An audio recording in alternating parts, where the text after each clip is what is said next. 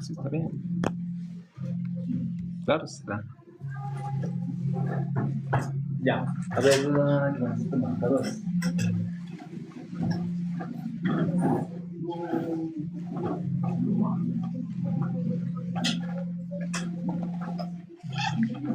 Bueno, para ponerles en contexto, la semana pasada hemos dado inicio a nuestra clase y algunos tal vez estaban con algunos inconvenientes y no han podido llegar, así que vamos a hacer un resumen breve de lo que hemos avanzado y hasta donde nos hemos quedado. Vamos a continuar. ¿Quiénes no están en el grupo de WhatsApp? ¿Quién le puede añadir? ¿Le puede mandar una invitación? ¿Alguien tiene? Por favor. ¿Amo igual? No, yo me mando. Ah, ya. En el grupo de WhatsApp les he enviado un pequeño libro donde se encuentra la parte sintética de lo que vamos a ir avanzando durante estas semanas. Hoy es nuestra segunda clase de raíces.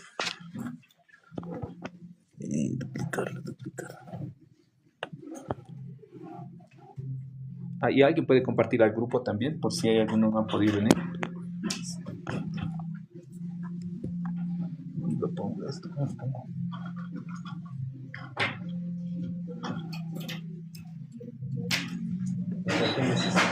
¿Un trípode? ¿Alguien tiene, por si acaso? ¿Algún TikToker por aquí? Hay un pequeñito así para acostarse ahí. Sí, para ponerle. ¿Qué va a hacer? Por favor, mándame. ¿No era el mío? No olvidamos, pero no está bien. Por favor, mándame.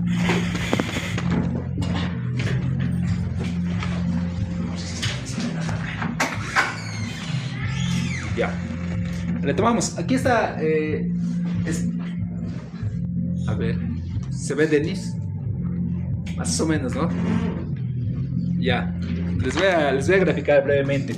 Lo que habíamos visto la semana pasada, o hace 2 semanas, era que a lo largo de la historia, desde el origen de los tiempos, el ser humano siempre ha visto la lógica de tratar de explicar cómo existen las cosas. Así funciona. O sea, en todas las culturas ustedes van a reconocer la tihuanacota, incaica, aymara, azteca, donde sea.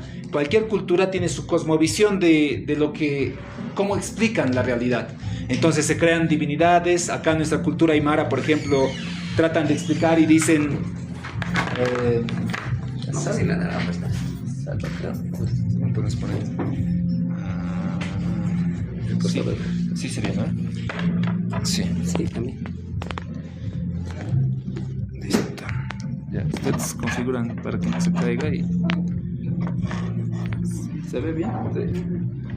¿Quién puede estar atento a cómo se ve? ¿Están los dos? ¿No mueven? ¿Hasta donde? Sí, así. ¿Está bien, no? ¿Sí? Ya, listo. Porque esa grabación la vamos a subir a YouTube por si acaso para los que no estén. La anterior solo se ha escuchado, ¿no? Si han podido ver, se ha escuchado. Ni siquiera si se escuchó bien, desconozco. Les decía, el ser humano, y esto está en Romanos también, trata de explicarse cómo existen las cosas.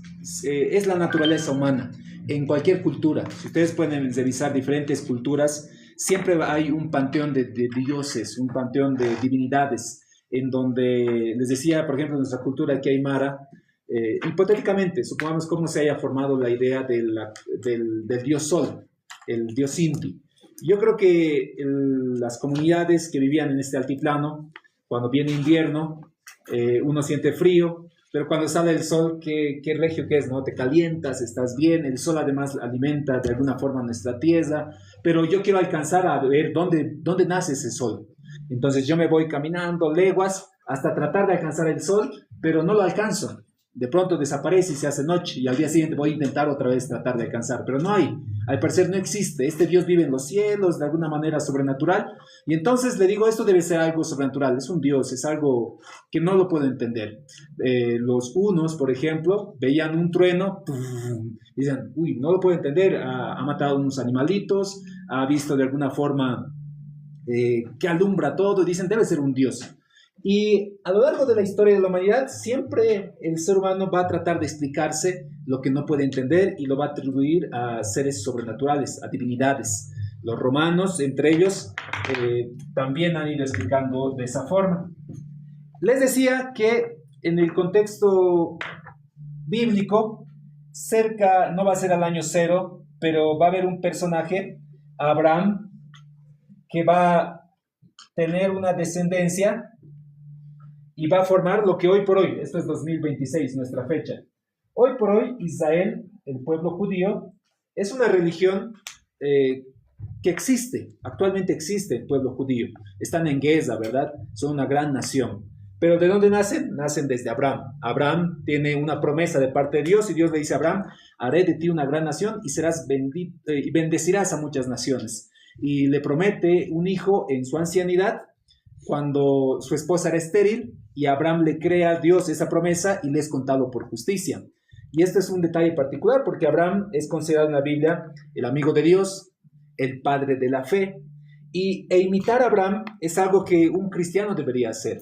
Imitar a Abraham en el hecho de yo le creo a Dios ciegamente, aunque las cosas que yo estoy pasando son imposibles. Entonces Abraham a la fecha va a desarrollarse, tiene sus hijos Isaac e Ismael, e Isaac va a tener sus hijos Jacob y Esaú, y Jacob va a tener sus hijos las 12 tribus de Israel. Las 12 tribus de Israel van a ir a Egipto, van a vivir ahí después de que José va a llegar a este Egipto. Después de 500 años que pasa, el pueblo de Egipto desconoce que Israel era el que les ayudó a prosperar y los vuelven esclavos. Y van a ser Moisés. Moisés va a llevar al desierto al pueblo de Israel, liberándolos, atravesando el mar. Van a recibir las tablas de la ley. Ahí ya se va a empezar a estructurar lo que es la religión judía, de forma ya estructurada. Ahí es donde vamos a ver cómo se establece lo que para nosotros sería el Antiguo Testamento. Todo lo que es el Antiguo Testamento, y específicamente los libros deuterocanónicos, se van a establecer con Moisés. Y van a empezar a estructurarse normas, adoración, una especie de templo preliminar, un prototipo de lo que va a ser el primer templo, y luego ya va a venir un tiempo en donde Moisés morirá, sucederá Josué. Después de Josué van a venir una serie de jueces, entre los cuales está Sansón, Gedeón, Débora, son varios jueces. Luego van a poner a su rey. ¿Recuerdan cuál es el nombre del primer rey de Israel? Saúl, exactamente. La historia es bien interesante de Saúl. El pueblo de Israel no tenía, dice literalmente, empieza Samuel, y Israel no tenía reyes como los demás pueblos. Pero de pronto le entró la curiosidad al pueblo y dijo, queremos tener un rey. Y escogen a Saúl, que era el hombre más alto entre todos, lo superaba por una cabeza a los demás israelitas, y lo nombra como primer rey. Después del rey Saúl, lo va a desechar Dios por cierta rebeldía de Saúl o cierta desconfianza. Miren qué tan importante es la confianza del Señor. Dios castiga la desconfianza. Y lo va a suceder David. Y ahí viene una genealogía de reyes. Lo va a suceder Salomón. De Salomón van a venir otros 2 reyes porque se va a dividir el reino. Y va a venir después de esa división del reino, entre el reino de Judá y el reino de Israel, van a venir conquistadores. Los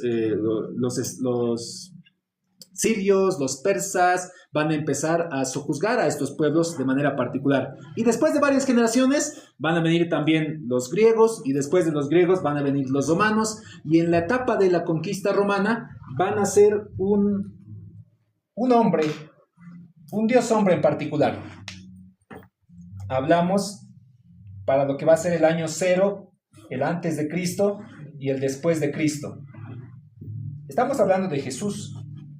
En el tiempo del periodo romano, cuando Roma va a conquistar todo el imperio conocido de la época, todo el mundo conocido de la época, esa fecha, para el año 0, Jesucristo va a nacer, y va a nacer de una manera particular. Nace con cierta particularidad porque nace en una cultura precisa. Jesús tiene una religión que practicaba tal vez su comunidad. Él era de nacionalidad hebrea, él era judío, y cumplía todas las normas y tradiciones que ameritaba a cualquier judío. Él fue presentado en el templo, cumplía con las ofrendas que tenían que presentarse en el templo, participaba en las sinagogas, leía las escrituras, meditaba, o sea, era prácticamente alguien que compartía con el pueblo judío. Sus primeros discípulos, los 12 discípulos, también. judíos, hebreos, los 12 discípulos. Y de estos 12 discípulos va a descender o va a nacer lo que va a ser la iglesia primitiva, la primera iglesia. El mensaje de Jesús es diferente. A esta época solamente los sacerdotes, los fariseos, el clero judío eran los únicos que podían hacer un liderazgo eclesial o un liderazgo por lo menos espiritual de la comunidad judía. Pero Jesús no era ni fariseo, ni maestro de la ley, ni intérprete de la ley, hijo de carpintero. En algún caso le van a decir eso: ¿acaso este no es el hijo de carpintero? ¿Acaso su madre no es María y sus hermanas no están con nosotros? Y le van a negar su autoridad como maestro. Pero sabemos cómo va la historia. Jesús va a ser sacrificado aproximadamente por el año 30 y va a empezar un movimiento, el movimiento de la iglesia primitiva. Esta primera iglesia, por si acaso, va a tener ciertas particularidades. Prácticamente la mayoría son judíos, son del pueblo de Israel. No hay gentiles, no hay griegos todavía. Hay uno que otro centurión que se va a sumar a este movimiento, pero va a empezar una persecución. ¿Saben quién empieza la persecución? La primera persecución de la iglesia primitiva. Un mismo judío, Saulo de Tarso. El apóstol Pablo va a ser el primer perseguidor de la iglesia primitiva. Y justamente este mismo apóstol va a ser el que va a motivar a que la iglesia trascienda más allá de Jerusalén. Pablo va a empezar la persecución. Uno de los primeros mártires va a ser Esteban. Y luego Pablo va a llevar a la iglesia a la fuerza, entre comillas, porque van a dispersarse. Hasta que Pablo aparece, por si acaso, la iglesia solamente se estaba quedando en Jerusalén. Es como para nosotros la ciudad de La Paz. Solo la ciudad nomás. No estábamos yendo a otros departamentos, a otras provincias, solo acá, en nuestras 4 paredes. Pero a veces, queridos hermanos, la persecución, los momentos difíciles en la vida son necesarios. O sea, si vienen los momentos difíciles a algún instante de nuestras vidas, tomen en cuenta que esto no escapa de la voluntad de Dios. Si algún día en tu vida espiritual, en tu vida de creyente, vienen momentos difíciles, no significa que Dios se olvidó de ti y dijo, no, ¿qué ha pasado con él? Me he descuidado y ahora está terrible. No, todo está realmente planificado de parte de Dios, y en el caso de la iglesia fue así. La persecución de Pablo fue dura y empezaron a aprisionar a muchos que confesaban a Cristo, y esto llevó a que la iglesia empiece a esparcirse por todo el imperio romano y Samaria y diferentes lugares. La conversión de Pablo va a ser un evento importante, porque Pablo, el ex fariseo, un gran maestro fariseo, quién sabe, va a llegar a ser una gran autoridad del pueblo de Israel, se convierte al cristianismo. Y luego empieza el proceso del avance de la iglesia cristiana. Pero en nuestro dibujo, allá igual está cerca del año 300, para el siglo III aproximadamente, va a ocurrir un evento particular. Roma tiene un evento político-social. El imperio romano está muy debilitado en Roma oriental y en Roma occidental. Se están a punto de dividir el imperio, porque además le están atacando diferentes reinos, y el emperador Constantino va a ser quien va a hacer una estrategia, muchos dicen es una estrategia política muy importante en la historia, porque lo que va a hacer es unificar la iglesia cristiana después de 300 años, por si acaso, la iglesia. La semana que hemos pasado les decía, la iglesia, los primeros 300 años no tenía Biblia. O sea, si ustedes tienen Biblia, los primeros 300 años de la iglesia no tenía Biblia. No había así escritos. Y por si acaso, por lo menos 1000 años más van a pasar hasta que la iglesia tenga escritos. La Biblia va a ser algo que se va a recopilar posteriormente, así formalmente como lo tenemos. ¿Eso de qué nos sirve para nosotros como creyentes? Hay muchos que decimos, yo no puedo enseñar porque no sé muchos versículos, porque no sé mucho de la Biblia, no sé esto de lo que dice Mateo, Lucas, los evangelios. No hay problema, la iglesia primitiva por 300 años predicó del testimonio que ellos vivían, de lo que habían escuchado que Jesús hacía, del testimonio de los discípulos, lo que estaban haciendo en otros lugares. Las cartas que estaban recibiendo de Pablo eran compartidas con otros. Eso era el movimiento de la iglesia, no era algo memorístico. Hoy por hoy esta generación pensamos que tenemos que memorizar versículos para predicar de Cristo. No, tú tienes que cambiar el corazón, y con el testimonio ya cambiado en el corazón que el Señor ha obrado en tu vida, podrás predicar de Cristo con autoridad. No se quiere ser un gran docto maestro para enseñar. Estos primeros años de la iglesia fue su más alto crecimiento. O sea, creo que no sé si en alguna etapa de la historia se habrá podido evangelizar 3.000 de golpe. La primera prédica de Pedro, 3.000 convertidos. Nosotros hoy por hoy, las campañas de evangelismo que hacemos los cristianos, no sé si superan o alcanzan esos números. Tristemente, los números son muy escasos, muy bajos.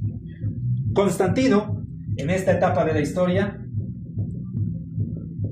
va a ser un movimiento muy interesante. Va a unificar el movimiento cristiano y va a establecer un nuevo movimiento, el movimiento católico, apostólico y romano. ¿Quién fue? No sé, ¿a quién escuché? A Otto Richter, creo que un candidato de Santa Cruz, que decía: yo soy católico, apostólico, romano. O sea, sí, literalmente siguen diciendo. La gente, si preguntas a alguno que es bien católico, dices: ¿qué religión? Yo soy católico, apostólico, romano. Roma está allá lejos, por Italia. En Europa está Roma. Acá estamos en Bolivia. Recuerdo un chiste del pastor macedonio, decía que tú eres, ¿qué soy? Yo soy católico, apostólico, romano. ¿Y tú qué eres? Dice: yo soy cristiano, nazareno, boliviano. Aquí nace la iglesia católica, apostólica, romana. Roma estratégicamente ve que este movimiento cristiano, mientras más los mataban, más crecían. Mientras más los perseguían, más se ampliaba este movimiento. No había una forma de extinguirlos. Los decapitaban, los crucificaban, los quemaban, los empalaban, los hacían pelear con animales, con gladiadores. Igual, este movimiento no moría. O sea, por más que intentaban, el movimiento sigue apareciendo. Hay una historia bien bonita que es un símbolo que manejamos en la iglesia, especialmente entre los jóvenes. Es el símbolo del ictus, es un pez. Este símbolo, su significado es bien interesante. Se dice que en la historia de la iglesia, en esta etapa primitiva, como había una gran persecución, era difícil distinguirse quiénes eran cristianos y quiénes no, y tenían que ser como una especie de santo y seña. Entonces, si yo era cristiano, pero estaba con temor a que me persigan, entonces podía yo dibujar en medio de la arena, con mi pie, una especie de arco, y compartir contigo. Y si tú realmente eras cristiano, porque ya sabíamos este código interno, podías hacer completar el símbolo, y completabas este símbolo del pez. Al inicio la iglesia incluso ni siquiera se llamaban cristianos. En Antioquía va a ser la primera vez que les dicen cristianos de forma despectiva. Se les decía los del camino, se les decían los discípulos de Jesús, y varios nombres despectivos, los nazarenos, entre ellos. Pero este tiempo, para el año 300, la iglesia va a tener un stop, un alto. No va a ser de la noche a la mañana. No se diga el año 300 y al día siguiente se distorsionó la iglesia. Pero pasaron los años y la iglesia empezó a perder su sentido. A veces los años dañan cuando nos acostumbramos a hacer algo. La iglesia es viva, tendría que ser viva constantemente. Por eso Pablo decía: renueven su entendimiento, hay que renovar nuestro entendimiento. Va a haber un tiempo, no significa que estos años, hasta que pase el año 1500, por si acaso la iglesia católica, previa a la división de la Reforma, va a tener una división, que es la rama rusa o la rama ortodoxa de la iglesia. Esto ocurre el año 1054. El cisma, el gran cisma.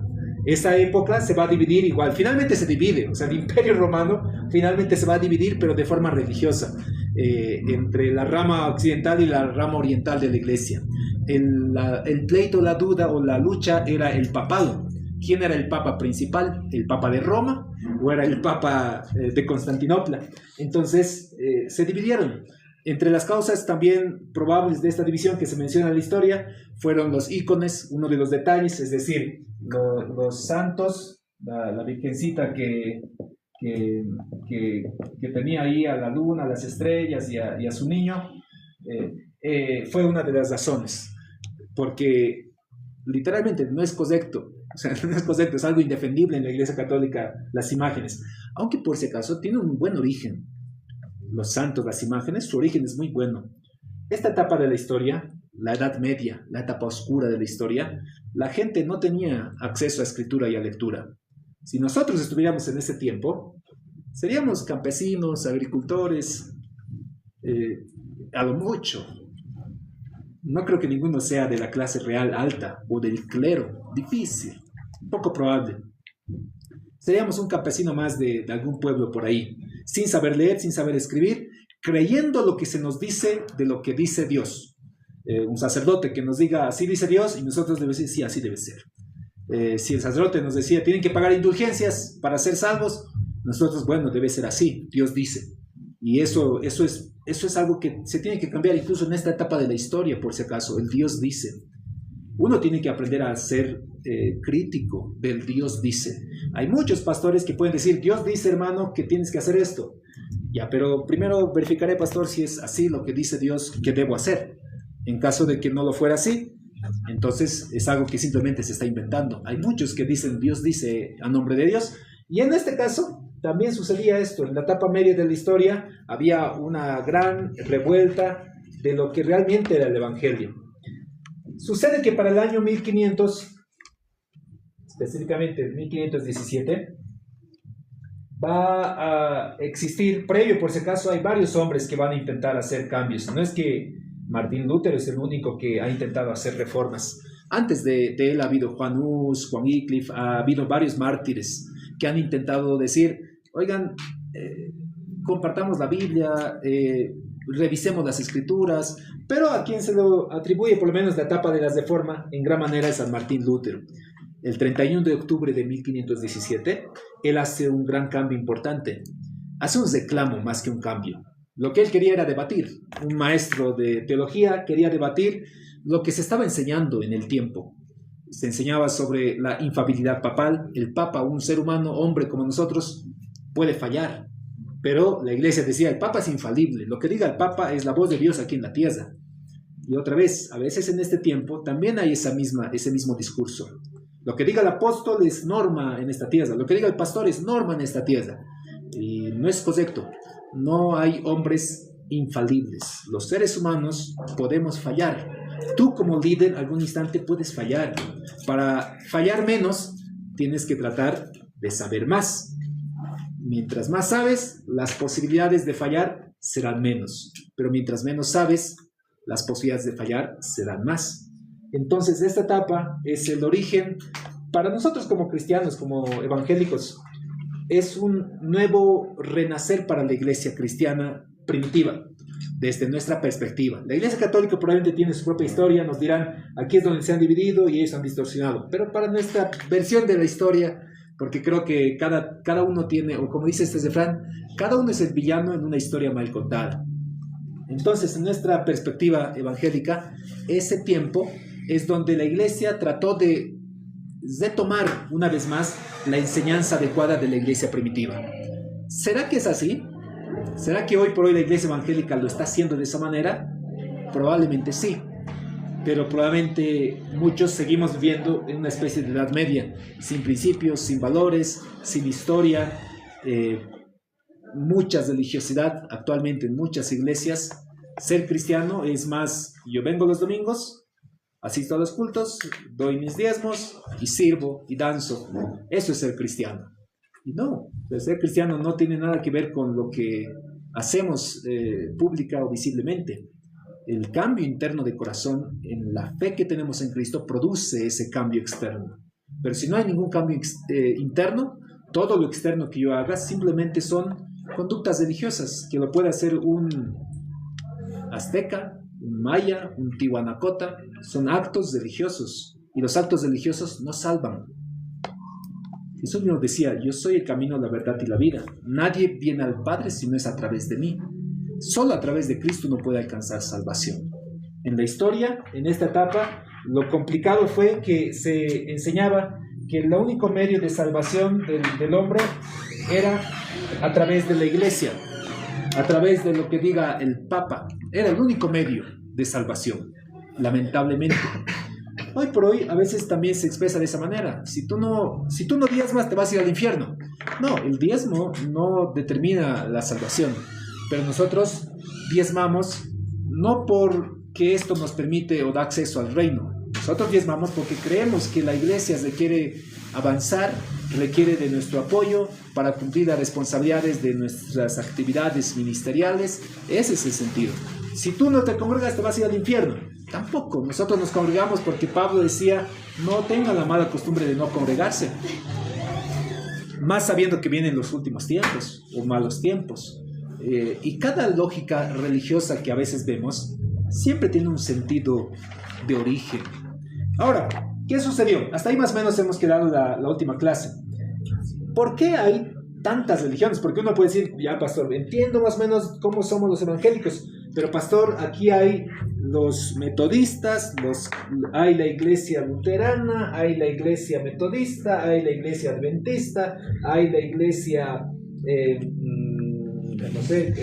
en líneas calvinistas, hay los ortodoxos, los reformados, hay también los pentecostales, que nacen por si acaso los pentecostales de los metodistas, los pentecostales, hay los neopentecostales. ¿Por qué tanta variedad? Y la pregunta lógica que solemos hacer, ¿y cuál de estas es la verdadera? Solemos decir, ¿no, pastor? ¿Cuál es la verdadera? Los nazarenos seremos la religión verdadera, y les adelanto que no hay religión verdadera. Vamos a volver, esto lo voy a abordar ya tan. Está en la imagen, aquí la imagen es prácticamente eso. Está en el librito. A ver, ¿cómo surgen tantos movimientos de fe cristiana? Por si acaso, en países donde hay persecución, como Siria, como Irak, Irán, en donde persiguen a los cristianos por la fe que tienen, no hay distinción de denominaciones. Allá no dices, solo vamos a matar nazarenos, dicen ahí los musulmanes. No, van a matar a cualquier persona que tenga una fe diferente a la que se había establecido por el gobierno, por el régimen. Y cristiano puede ser cristiano católico, cristiano evangélico, cristiano nazareno, cristiano. Si cree en Cristo, no es aceptado y lo matan. Acá tal vez en nuestro tiempo hacemos mucha distinción de es que él es pentecostal, es que él es de asambleas, es que él es de poder de Dios, es que él es de la iglesia. Nosotros somos la sana doctrina de la iglesia nazarena. Está bien.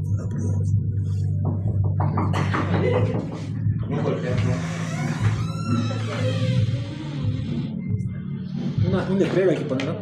Estamos ocupados. No tocar. ¿Dónde estamos? Sí, no hay distinción de las religiones. Sin embargo, nosotros pertenecemos a una familia, que es la familia de la Iglesia del Nazareno, que enseguida vamos a ver cuáles son nuestras particularidades. ¿Por qué hay tanto movimiento? Hemos visto que nace de este movimiento reformado, y de este movimiento reformado hay primero una línea de divisiones. Lo que va a ser una línea importante es el idioma. Martín Lutero va a hacer la traducción al alemán. También posteriormente se va a hacer la traducción al inglés. La Biblia, estamos hablando aquí la Biblia traducida. ¿Por qué lo van a traducir? Porque la Biblia no estaba escrita ni en alemán, ni en español, ni en inglés. Esos eran idiomas comunes, idiomas vulgares para el clero, eran idiomas regulares. El idioma sacro, el idioma sagrado era el latín. Incluso las misas no hace más de 100 años, aquí en Bolivia inclusive, se celebraban en latín. Si ustedes recuerdan, por ejemplo, teatros o algo así, hay ciertos rezos, oraciones de los sacerdotes. Por ejemplo, yo recuerdo en el colegio cuando estaba en primaria, el sacerdote decía, in nomine Patris, amén. Entonces uno dice, eso me suena.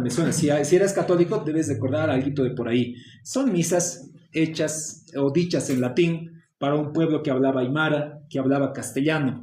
Entonces, en esta etapa, Martín Lutero va a traducir la Biblia al alemán, se va a traducir la Biblia al inglés, se va a traducir la Biblia al español. Varios autores desde su nacionalidad, van a hacer diferentes traducciones. De estas traducciones van a nacer diferentes, lo que vamos a llamar denominaciones. La rama luterana del alemán van a ser la iglesia luterana. Luego van a ver las iglesias españolas, las iglesias anglicanas, y van a tener obviamente sus propias ramificaciones internamente. Hablar o mencionar a cada una de ellas estaríamos con mucho tiempo. ¿Dónde queremos interesarnos? Principalmente en la traducción inglés de las escrituras, la iglesia anglicana. ¿De dónde nace la iglesia anglicana? Es de la línea inglesa o de los reyes ingleses. Aquí en ¿qué se llama? La avenida Arce, más arriba del multicine, hay una plaza que es la Plaza Isabel la Católica. Es Isabel la Católica. Y va a haber ciertos reyes que van a empezar a promocionar la escritura. Ciertos eventos van a impulsar esto en la etapa de la reforma. La imprenta va a ser una de ellas. Esto va a posibilitar de que las escrituras puedan divulgarse con mayor rapidez, porque hasta antes de la imprenta la copia de la Biblia era manual, y además no cualquiera podía copiar la Biblia. La Biblia tenía que copiar hombres sagrados dedicados a eso, seguramente sacerdotes en capillas específicas que hacían las copias de las escrituras. Tenían que estar, y era costoso, pues, porque no todos podían acceder a esto. Si tú no tenías dinero, lamentablemente no tenías Biblia. Hoy por hoy, si no tienes Biblia, ya sería pecado, ¿no? O sea, que hoy te regalan una Biblia. Hay Biblias de todo precio, de bordes dorados, con letras grandes, con letras rojas, con dibujitos, a gusto y color de la gente, ¿no? Biblia de la mujer, Biblia del varón, Biblia del niño, Biblia anime. Hay Biblia anime manga, se llama Biblia manga. Sí, tengo. Hay de todo. Estaba viendo un video. Los mormones han traducido su Biblia, su versión, su libro del mormón al Klingon, de Viaje de las Estrellas, al idioma de Chewbacca o algo así. No entendí muy bien, no soy muy seguidor ni fan del fandom de este grupo, pero sí tradujeron a la Biblia, o bueno, su libro, el libro del mormón, a esto, ¿no? No debe faltar alguien que también con esa iniciativa va a traducir la Biblia a idiomas incluso fantásticos de alguna serie, como el Klingon o otros por el estilo. Pero, ¿qué sucede? En la rama anglicana va a haber cierto movimiento. En Inglaterra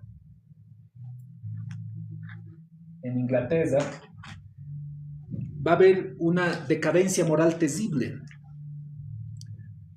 Cerca de Inglaterra, en Francia, va a haber una revolución, la Revolución Francesa. Si han visto en ciencias sociales, deben recordarse un poquito, donde van a decapitar a los reyes franceses, donde va a empezar el origen de los conceptos, los de la izquierda y los de la derecha. Si alguna vez ahora escuchan, ¿no? Muchos dicen, hermanos, compañeros, los de la derecha son los que están en contra de los pueblos originarios, nosotros somos de la izquierda y tenemos que seguir siempre a la izquierda.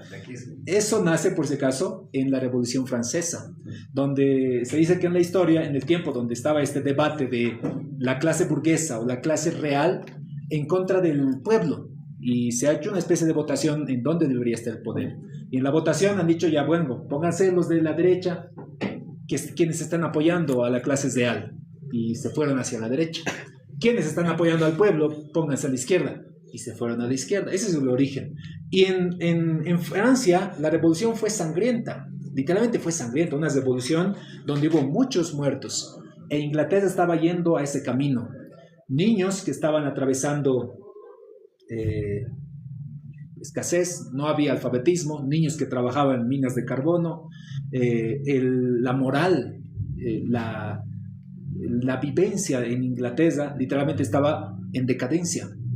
Y aparece un personaje histórico, para nosotros va a ser histórico como nazarenos, que es Juan y Carlos Paredes.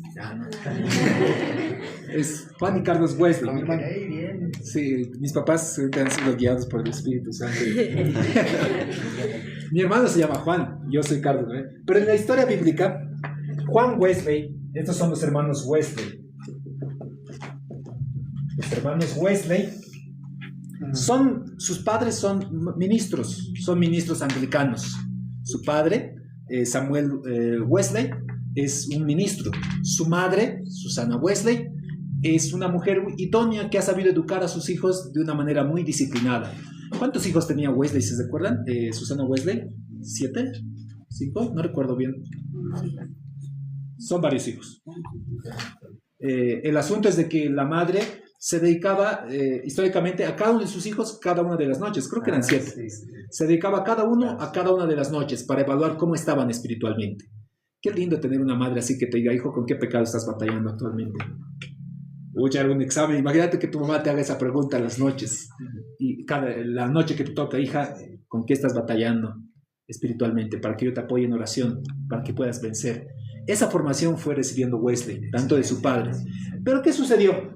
Wesley va a estudiar teología juntamente con su hermano Carlos, y en la universidad van a establecer un grupo especial, se llama el Club de los Santos.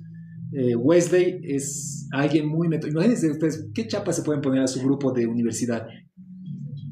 Chapa, que sea su apodo, su nombre de grupo 5, no sé, algo así. Pero Wesley, su grupo universitario se llamaba así, el Club de los Santos. O sea, eran tan religiosos, y está bien ahí adecuado religiosos, porque Wesley no va a tener una experiencia real. Wesley va a tener una experiencia heredada de sus padres. Él mismo lo va a decir en sus diarios, que lo que él estaba viviendo y predicando nunca lo había vivido hasta el momento en el cual lo vivió. Y hay muchos que estamos así, por si acaso. Tú puedes estar siendo hijo de cristianos, hija de cristianas, y a pesar de tratar de vivir en toda la norma que establece la fe cristiana, hay un punto que esto se te hace cargoso, difícil de llevarlo. Juan y Carlos Wesley van a empezar un movimiento que se llama el movimiento metodista. Es que eran bien metódicos, prácticamente de ahí viene el origen. Tenían un orden establecido para sus días.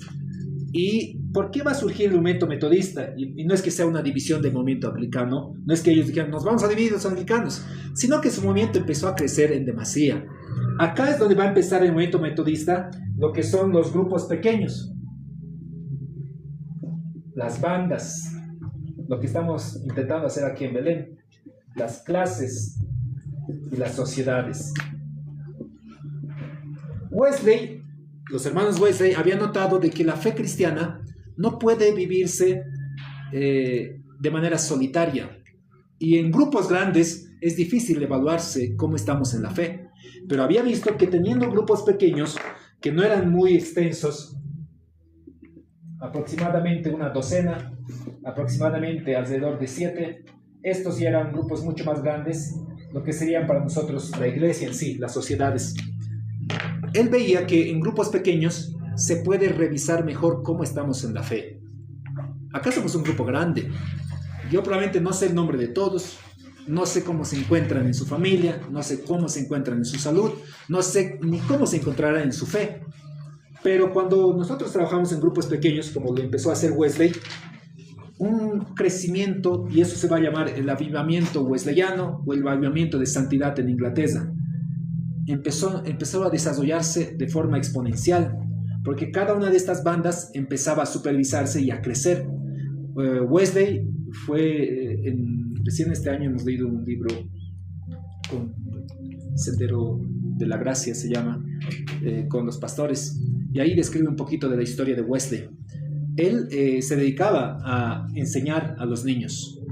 Un ministerio importante que había tenido Wesley había sido, aquí están los que están en el ministerio de niños, había sido enseñar niños. Y además aprender un poco de medicina. No había doctores oficialmente en esa época. Y él, de manera empírica, revisaba libros de medicina para tratar de ayudar. No sé cuántas vueltas, cuántos miles de kilómetros Wesley hizo a caballo. Tiene gran cantidad de sermones, y sus sermones son bien bíblicos, o sea, son versículo, palabras, versículo, palabras, versículo, palabras, más o menos así se estructuran sus sermones. Hay libros, sus sermones, sus historias, y de ahí nace el movimiento metodista. Nosotros tenemos cierto origen, tenemos un origen metodista. No vamos a profundizar mucho en Wesley. Wesley va a tener una experiencia de salvación en sus viajes, donde él va a confesar y va a decir, algo ardió en mi corazón, algo entendí, que lo que había estado viviendo, lo que había estado practicando no era lo adecuado. Uno de los eventos que va a marcar la vida de Wesley es su encuentro con la muerte en uno de sus viajes. La muerte creo que revela mucho de nosotros. Cuando muere alguien cerca a nosotros, revela qué tan bien estamos y qué tanto confiamos. Y Wesley, en uno de estos viajes, veía como un grupo de religiosos moravos en una de estas embarcaciones a punto de naufragar, estaban cantando himnos, mientras él estaba angustiado, agarrándose de lo que se podía. Y los otros, quién sabe, ahí cantando, alabaré, alabaré. Imagínate todos, alabaré, alabaré. Y Wesley, ¿por qué estos cuates cantan si estamos por morir? Y eso fue una cuestionante para él, y decir, ¿Qué me está sucediendo? ¿Por qué tengo miedo a la muerte? ¿Tienes miedo a la muerte? ¿Cuál es tu temor a la muerte? ¿Saben cuál es la garantía? Lara, ¿no ve? No, mentira. La garantía de la salvación. Cuando Cristo resucita, los discípulos del Señor lo vieron morir a Jesús. Estaba ahí crucificado y bajó la cabeza, estaba muerto. Lo bajaron de la cruz y quién sabe, como cualquier persona, si alguno de ustedes ha despedido a un ser querido, muchos llegan a acercarse a su ser querido y lo sacuden y dicen: Viví, ¿dónde estás, papá, mamá, quien haya sido? Tratas de ver que esté vivo. Yo me imagino a Pedro, a Juan, el discípulo amado, se acercaron al bajar el cuerpo de Jesús, quién sabe, lloraron sobre él, porque la muerte duele. Pero estaba muerto, levantaron su mano, está muerto, lamentablemente no tiene aliento. Lo llevaron al sepulcro, le envolvieron en sábanas o en los mantos que correspondía, pero al tercer día robaron el cuerpo, puede ser, para los romanos. No está el cuerpo, el asunto es que no está el cuerpo. Están algunos camino a Emmaus, se lo van a encontrar a Jesús en las aguas, Pedro lo va a ver, va a desaparecer en su presencia, pero el evento más importante va a ser cuando están con Tomás, hablando así, en un cuarto cerrado, dando testimonio, diciendo: hemos visto a Jesús, está vivo, y todos, está vivo. Tomás, quién sabe, ¿qué va a estar vivo? Si yo no le veo a Jesús y le meto mi mano a sus llagas y le meto mi mano a su costado, yo no voy a creer que está vivo. Y de la nada, imagínense, estamos hablando aquí, cuerpo glorificado. Tomás, aquí está mi mano, mete tu dedo a mi llaga. Y Tomás se arrodilla y todos lo ven a Jesús vivo. O sea, este Jesús que estaba muerto, ahora ha vencido a la muerte y está vivo. Este era el motivante. En la iglesia primitiva, ¿por qué morían con tanta pasión? O sea, con tanto entusiasmo se dedicaban a morir. O sea, no había temor a morir. Porque ellos tenían algo, la garantía de que se va a vivir, de que no vamos a morir, que nosotros no nos vamos a quedar muertos, porque ellos han visto con sus propios ojos ese Jesús que estaba muerto, vivió, caminó, anduvo con ellos, comió con ellos unos cuantos días más hasta que ascendió. Entonces ellos sabían que si morían, yo resucito. ¿Me vas a matar? Mátame, porque yo resucito. ¿Por qué dice eso? Mi maestro ha resucitado. Yo he visto a Jesús resucitado. Entonces la predicación de Pedro va a ser firme. Inclusive a pesar de latigazos, de golpes, de haber visto Juan a morir a su hermano Jacobo. La predicación va a seguir siendo permanente. Y el mensaje central, Pablo mismo dice: si nosotros no creemos que Jesucristo ha resucitado, en vano es nuestra fe, porque la fe cristiana, una de las bases fundamentales es la resurrección de Jesús.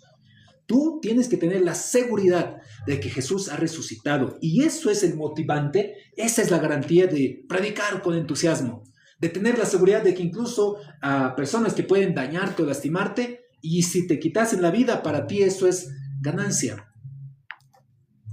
porque para ti el vivir es Cristo y el morir es ganancia. Wesley todavía no estaba comprendiendo, pese a que tenía grandes estudios. No importa los saberes que tienes, no importa si eres doctor en teología, maestro universitario en teología, si no hay una experiencia interna y seguridad interna en tu vida, puedes ser una persona religiosa más en el mundo. Y hay miles de religiosos en el mundo, pero la pasión que uno tiene de Cristo en el corazón y la seguridad de que va a ser salvo, solamente puede dar Wesley mismo escribe: el Espíritu Santo le dio testimonio a mi espíritu de que soy salvo. Pregunta: ¿el Espíritu Santo le ha dado convicción a tu espíritu de que eres salvo? ¿Tienes esa seguridad de salvación? Algunos todavía estamos dudando, diciendo: si yo muero este instante, no sé si el Señor me aceptará. Y ante eso, el único paso que tenemos que hacer es bien sencillito: fe. La fe, la misma fe que tuvo Abraham cuando Dios le dijo: Abraham, te voy a heredar esta tierra. y esta tierra va a ser perpetua para ti, para todas tus generaciones. Y Abraham le creyó a Dios. Te voy a dar hijos. Y Abraham le creyó a Dios. Y así como Israel estaba camino en el desierto para llegar a la tierra prometida, nosotros también estamos en un camino, queridos hermanos. ¿Cuántos de ustedes han visto el reino de los cielos? Nadie. O sea, nadie ha visto la tierra prometida. Nadie ha visto. Nosotros somos como Abraham, como Moisés, como Israel en el desierto. Nos han dicho que hay una tierra prometida donde fluye leche y miel, donde los corderitos saltan con los leones, donde el Señor, su presencia va a estar ahí. Así nos han dibujado, ¿verdad? ¿Sí o no? Eso es lo que creemos. Pero por fe, como Israel en el desierto, como Moisés en el desierto, como Abraham en el camino a la tierra, le creemos. Y Dios es galardonador de aquellos que le creen. Creemos que Jesucristo, por su obra y por fe en Él, nosotros alcanzamos salvación. Los metodistas empiezan en ese sentido. El movimiento metodista va a explosionar. Tanto va a ser la explosión del movimiento metodista que va a llegar a Estados Unidos. Recuerden que esto fue en Inglaterra.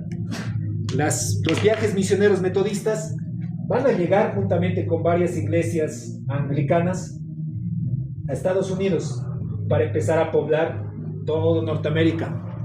Estados Unidos es una nación grande porque sus principios, su fundamento de nación empezó en Dios. El dólar, ¿alguien tiene un dólar? Bájense el sombrero, es un dólar de verdad ya. Nadie tiene un dólar. Pero en el dólar dice algún mensaje con la bendición de Dios. En Dios confiamos, perdón. En Dios confiamos. Eso está escrito literalmente en el dólar. Nosotros, nuestro origen como nación, Bolivia nace a la vida republicana en 1825, después de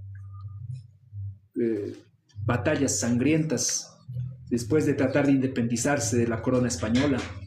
Pero Estados Unidos nace como nación con personas que van a migrar de Inglaterra con la fe que llevaban, anglicanos, metodistas, y van a establecer ahí movimientos. En Estados Unidos también va a haber, por si acaso, discriminación. Recuerden que del África van a mandar una gran cantidad de esclavos. Todavía sigue la ignorancia en esa etapa de la historia. Estados Unidos, hasta la fecha, inclusive, por si acaso, sigue la discriminación, pero para ese entonces era fuerte. Abraham Lincoln va a ser alguien que va a embanderar el movimiento revolucionario en Estados Unidos para tratar de que la esclavitud se abrogue, porque hasta ahí la esclavitud era permitida, e incluso cristianos podían seguir teniendo esclavos, esclavizándolos como objetos, a pesar de que tú tengas fe. Ahora, ¿eso está mal o no? Recuerden que la Biblia, el libro de Filemón, también habla de esclavitud. Un cristiano, Onésimo, tenía a su esclavo, Filemón. Entonces, hay esto. En la etapa de la historia también había esclavitud. Hoy por hoy hay empresarios cristianos. Ustedes algún día van a tener su empresa, su emprendimiento, tendrán trabajadores. Sean justos, lean Filemón, cómo deberían tratar, como si fueran uno delante de Dios, pero obviamente con esa misma categoría. El asunto es que en Inglaterra, especialmente en la iglesia metodista, ahí vamos a hacer foco, en su desarrollo van a crecer con grandes catedrales, grandes avanzadas, y va a empezar un poco de la discriminación. Van a discriminar a gente inmigrante, van a discriminar a los esclavos, y no todo podía ingresar a las grandes catedrales metodistas, a las grandes capillas metodistas. Y va a haber un hombre. Este hombre se llama Phineas Bresee.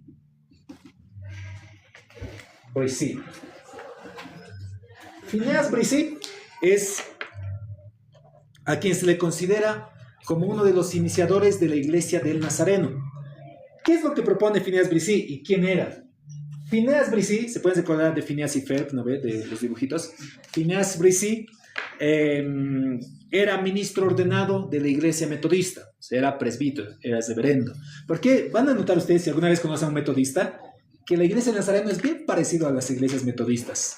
Son bien similares en doctrina, en prácticas, en organización. Entonces, Phineas Bresee va a proponer a la misión metodista en Estados Unidos empezar una avanzada pequeña, allá por Point, Texas, y con un objetivo: todos pueden venir, nadie puede ser discriminado, que vengan ricos, pobres, migrantes, todos sin discriminación. La iglesia del Nazareno tiene un origen en particular. La gente discriminada, la gente que no es aceptada, es bienvenida. Así empieza la iglesia del Nazareno en Estados Unidos. Cuando la iglesia del Nazareno llega a Latinoamérica, específicamente a nuestro país, el año 1947, a ver, ¿qué año es el año que se me fue? Creo que es 47. La iglesia cumple, se me pasó la fecha. 43 creo que es, no recuerdo bien. Está en el librito no está en el librito, pero está en mi otro librito de historia o bases de membresía. Pero el asunto es que la iglesia Nazareno llega también a Bolivia. Estas avanzadas en Estados Unidos, cuando Phineas Bresee empieza el movimiento, va a iniciar con el nombre de Iglesia del Nazareno. ¿Por qué? No va a ser tan aceptado, porque este movimiento de Phineas Bresee están ingresando esclavos, están ingresando inmigrantes, no está haciendo esa distinción. Y como está todavía Estados Unidos en una batalla por la esclavitud o abrogar la esclavitud, esto está siendo mal visto. Entonces se retira del movimiento metodista, pero sigue con la misma línea de predicación de santidad. Y este movimiento de Iglesia Nazareno, más el movimiento de las iglesias norteamericanas de santidad, son tres grupos grandes, se reúnen y el 13 de octubre de 1908, esta es la fecha que se considera la fundación de la Iglesia de Nazareno, el 13 de octubre de 1908 inicia la Iglesia de Nazareno con el nombre de Iglesia del Nazareno Pentecostal. Así es el nombre original de la iglesia. Después de 19 años, ese nombre se va a cambiar por solamente Iglesia del Nazareno. Le van a quitar el nombre Pentecostal por lo que ya estaba originándose en la época misma, el movimiento pentecostal, que hacía un énfasis más en experiencias espirituales, sobrenaturales, visibles del Espíritu Santo. Cuando llega la Iglesia Nazareno a Bolivia, por los años 40 aproximadamente, tiene el mismo origen que en Estados Unidos. Los misioneros son la familia Frailes. Es la familia que llega primero a Bolivia de los nazarenos. Su estrategia muy interesante. Los nazarenos, por si acaso, llegaron a Bolivia con escuelas y hospitales. ¿Saben cuántas escuelas y hospitales actualmente tiene la Iglesia Nazareno en Bolivia? Sí, 0. Qué triste, ¿no? Que empezamos bien y los años nos han acostumbrado. Los nazarenos son uno de los movimientos en Bolivia primeros en llegar, asambleas entre ellos, los metodistas igual han llegado, pero son como la primera camada de iglesias evangélicas que llegaron a Bolivia. Y llegaron, como decía, no llegaron por si acaso al centro, al Prado, a la zona sur, no llegaron a ciudades. La iglesia del Nazareno empezó en pueblos, empezó en Tiquina, empezó en zonas mineras como Corocoro, Comanche, en áreas rurales como las islas del lago. Esas son las primeras iglesias que tenemos, por si acaso, del Nazareno. En su libro de Pastor Macedonio, que es Historia de la Iglesia del Nazareno en Bolivia, él menciona y dice, había una lancha móvil, hospitalaria, en el lago de la iglesia del Nazareno, que andaba con su bandera de la iglesia del Nazareno, y iba de isla en isla, llevando medicamentos y ayudándoles a los pobladores en las enfermedades que tenían. Aquí algunos de ustedes están con estudios en medicina, son del área. Recuerden que en sus orígenes nazarenos, ustedes vuelvan a recuperar aquello con lo que hemos empezado. Algunos de ustedes son maestros, normalistas, son psicopedagogos, pedagogos. Retomen, algún día ustedes van a llegar a liderazgos importantes, distritales, zonales. Retomemos el origen de la iglesia Nazareno. Acá en Belén oremos también por esa necesidad. Nosotros queremos retomar, queremos tener por lo menos nuestra guardería, Dios mediante nuestra primaria, y retomar lo que la iglesia Nazareno fue. El seminario de Aranjuez, fotos antiguas, era una escuelita. Allá Aranjuez era una rinconada en su tiempo. Aranjuez, ahí está el seminario Nazareno boliviano. Era escuelita, había niños que aprendían lectura y escritura, porque en 1952 en Bolivia, recién la reforma educativa va a permitir que muchos ingresen a alfabetizarse. Antes de eso, solamente los que vivían en ciudades tenían derecho a la educación, a leer y escribir, En el gobierno de Evo Morales recién se pudo establecer cero analfabetismo, ¿verdad? Han hecho grandes campañas para enseñar a adultos mayores y adultos a que puedan leer y escribir. Muchos no sabían. Incluso las iglesias cristianas en esa temporada de alfabetización han sido útiles porque había hermanos que estaban en ese programa, yo tenía en Papajasi uno de estos hermanos, y les enseñaba a mis hermanas a leer, pero con la Biblia. Entonces se pasaban las letras, todo ello, y muchas de las hermanas lloraban después de aprender a leer, diciendo, ahora sí ya puedo leer lo que dicen los versículos. Hasta ese entonces, leer y escribir era un privilegio, y la Iglesia Nazareno democratizó ese privilegio. Lo hizo para todos. Compassion Internacional, que es un socio que tenemos acá en la fundación, es alguien que llegó de la mano juntamente con la Iglesia Nazareno. Sus primeros socios fue la Iglesia Nazareno y llegaron a varias comunidades con beneficio, a muchos niños. Muchas generaciones han sido apoyadas. Probablemente nosotros mismos hemos recibido ese apoyo o lo estamos recibiendo. Retomemos el origen que tuvo la Iglesia Nazareno, el mismo origen que tuvo la Iglesia primitiva. La gente que necesita, que es discriminada, de escasos recursos, que es aislada en sus escuelas, que no lo reciben bien, es nuestro principal objetivo como nazarenos. No es que discriminamos a los que sí pueden, a los que tienen mucho, que vengan, son bienvenidos, pero nuestro foco como nazarenos siempre ha sido eso, ver a quienes más necesitan y darles y extenderles la mano. Nuestra fundación, acá la Fundación Casa del Pan, igual tiene esa necesidad, ese enfoque. Queremos ayudar a todos aquellos que se puedan en nuestro entorno y a donde podamos llegar. Así más o menos es un poquito de la historia de la Iglesia del Nazareno en Bolivia. La Iglesia Nazareno Belén nace el 10 de abril de 1983. Anótense esa fecha, estamos cerca a nuestro aniversario. El 10 de abril de 1983, la familia Mendoza, la familia Quispe, están todavía presentes, fundadores, gracias a Dios, de nuestra iglesia. Ustedes han visto al hermano Eustaquio, la hermana Antonia Mendoza, que a veces nos prepara comidita, ¿verdad? Ellos han sido fundadores. La hermana Felicidad, que ya está bien mayorcita. Siempre ayúdenmelo a la hermana Felicidad, al hermano Agustín. Ellos ya son mayores, pero ellos han dado su juventud para que hoy podamos estar acá debajo de un techo, tengamos nuestras bancas, han dado de sus recursos. Yo he visto fotos, no he podido vivir su experiencia, porque incluso antes que yo nazca, la iglesia de Nazareno Belén ya estaba. Y yo veía al hermano Agustín en los techos tratando de clavar. ¿Cómo mis hermanos habrán dado su tiempo, sus recursos, sus energías, para que hoy por hoy estemos nosotros acá reunidos? Honra al que se merece honra, dice la palabra de Dios. Y todavía, gracias a Dios, tenemos a fundadores de la iglesia, hermano Eustaquio, hermana Antonia, hermana Felicidad, hermano Agustín, ¿quién es? La familia Limachi también ha sido parte importante, sus papás, hermanos Raimundo Limachi, que ha sido el primer pastor de la iglesia Nazareno Belén. Está también, se me fueron varios nombres, pero son unas dos familias más que han iniciado. El origen es bien bonito de la iglesia Nazareno Belén. Hermana Antonia, hermano Eustaquio, pertenecían a la iglesia Nazareno Portada. Si alguna vez dicen, ¿de dónde nacemos nosotros? Nosotros los de Belén tenemos ciertas raíces de la iglesia Nazareno Portada, que se encuentra aquí del semáforo de la Portada, cerca de Munaipata. Hay un cruce, ¿verdad?, que sube hacia la Ceja y hacia Munaipata. Ese cruce se baja unas 2 cuadras, ahí es la iglesia Nazareno Portada. De ahí seguramente vinieron mis hermanos, compraron aquí su casita y empezaron en San Luis Songo. Por si acaso, la iglesia de Nazareno Belén, su primer hogar es por la zona San Luis Songo.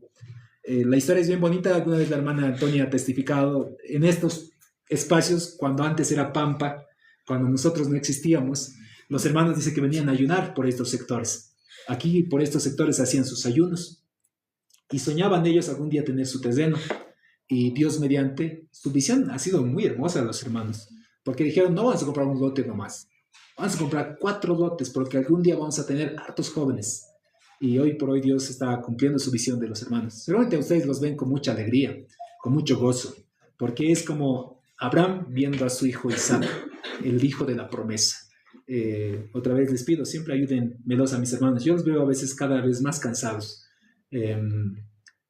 Cuando yo llegué hace 10 años, ellos eran todavía un poquito más jóvenes. Yo les decía a mis hermanos, hagamos una pista de entrada para ingresar fácil a la iglesia, porque ustedes van a envejecer y ya no van a poder subir las gradas, les decía.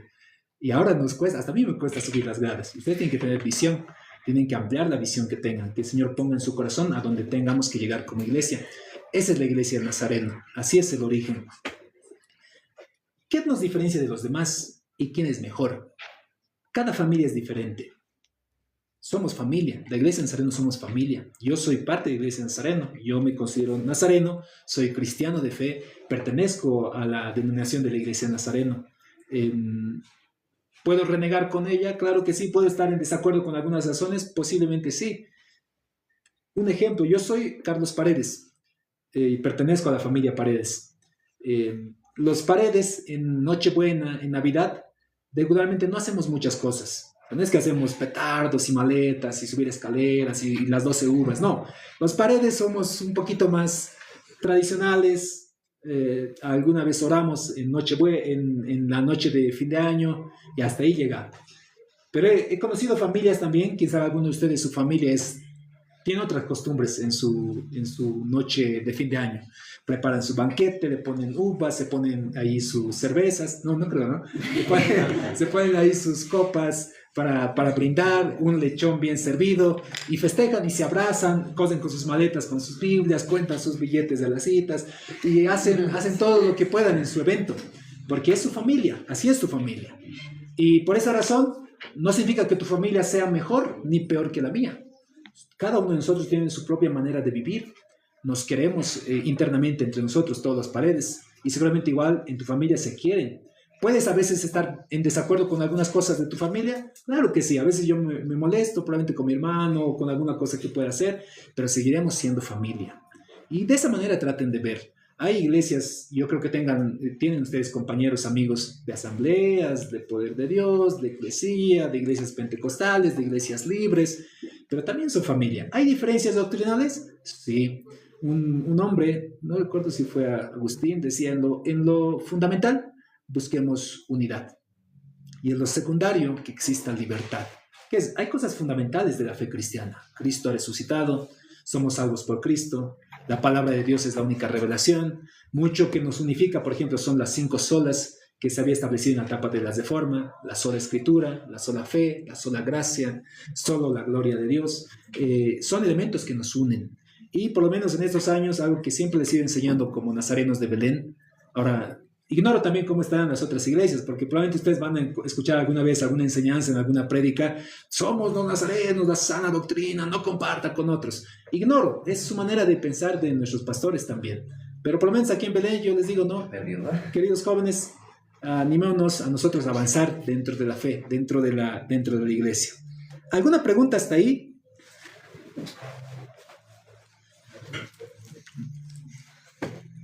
Por consiguiente, si es que no hay ninguna pregunta, vamos a avanzar esto más, que es la parte de esenciales nazarenos.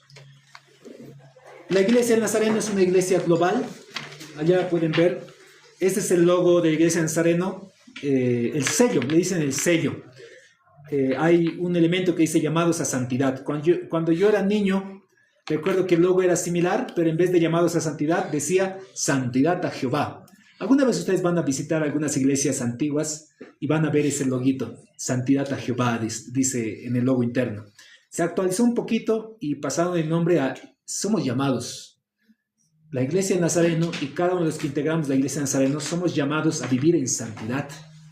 La santidad, por ejemplo, en la iglesia católica se vive después de muerto. Después de muerto te declaran santo.